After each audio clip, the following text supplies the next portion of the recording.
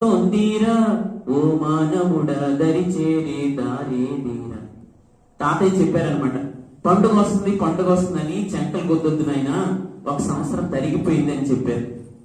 పండుగ వస్తుంది కదా, పండుగ వస్తుందంటే సరదా, ఇల్లంతా బాగు చేసుకున్నాం, పిండి వంటలు వండుతున్నాం, కొత్త బట్టలు, అంతా సరదా సరదా, చుట్టాలు వస్తారు, బంధువులు వస్తారు, పండగ పెద్ద పండగ కదా మరి మనందరికి.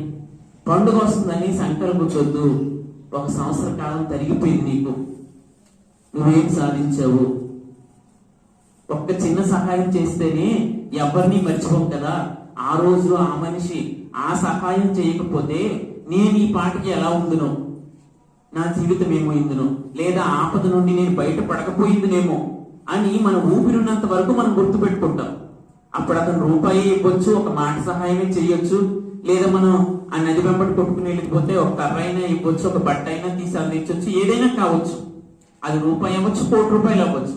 కానీ ఆ సహాయం చేయకపోతే నేను ఇవాళ లేను అని అనుకుంటాను కొన్ని సందర్భాల్లో. అది ఊపిరినంత వరకు గుర్తు పెట్టుకుంటాం కదా. మరి భగవంతుడు మనకి ఇంత జ్ఞానం ఇచ్చారు, తింటే అరుగుతుంది, ఆరోగ్యం ఇచ్చారు, అన్ని విధాలుగా బాగుంది,